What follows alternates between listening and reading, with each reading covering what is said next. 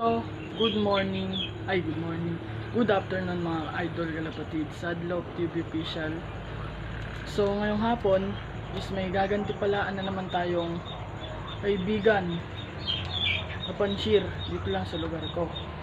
So, dahil yung ibon niya, balita ko sa kanya is hindi pa umuwi galing dun sa TOS ko kahapon. So, kasama yung ibon niya dun. So, di pa daw umuwi. So, ibibigay ko na lang sa kanya yung kasama ng ibon niya na tinos. So, itong anak ni Rocket. So, ano pa ginagawa ko nito? Ginagawa ko dito. Tara na, kulungan niya. Tara, dito na tayo sa kulungan. Ha? Hindi natin. Wala script dito. Huwag ka manig. Ano nga ako papakita sa video? Nagre-reklamo pa rin bibig niya. Wala na talaga yung kalapati niya. Kumawa naman. Wala na. Hindi, papalitan lang natin ibon niya. Pero blue bar na sa akin pa. Nahanapan pa natin ang kapalit yung blue bar. Hawakan mo na yung bago mo. Kapalit ni Romeo. Ano ba yung pangalan na ito papalit mo? Natoy. Natoy ba? Babae. Ha? Babae. Yung barabo. Babae ba to? Hindi ko pa alam gender niyan. Pagulangan mo na lang muna. Yan, sure yan. Pag naturuan mo, sure na uuwi yan. Yung pato, no? Hindi pa speech na yan. Ano na yan? Thank you very much. Ano, magwa 1 month na yan. Pero wag, di ako mag-aalala. Nasa akin pa yung kapatid niyan. Nasa akin pa yung tatay. Yung kapatid? Oh, nasa akin pa yung kapatid niyan. Yung light na red check.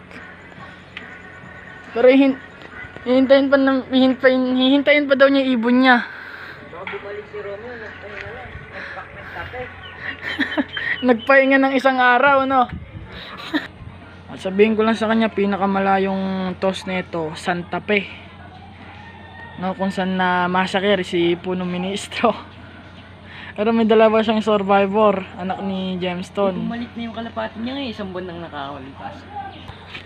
So yung mga kalapatids, nagpatulong lang siyang ilipat yung kulungan niya sa gawidon para daw doon na niya matuturuan. Itong ibon na binigay natin sa kanya. O para wala na rin siyang problema sa buhay niya.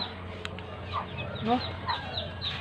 So baling ko kayo pag na ilipat na namin at pag nasa loob na tayo.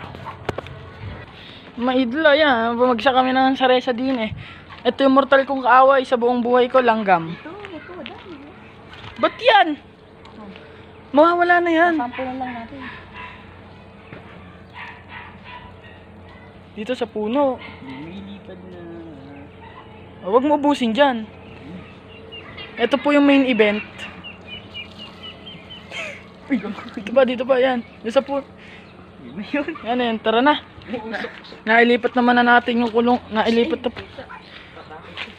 Huwag matakutin yung kalapate. Baka mapusa yan.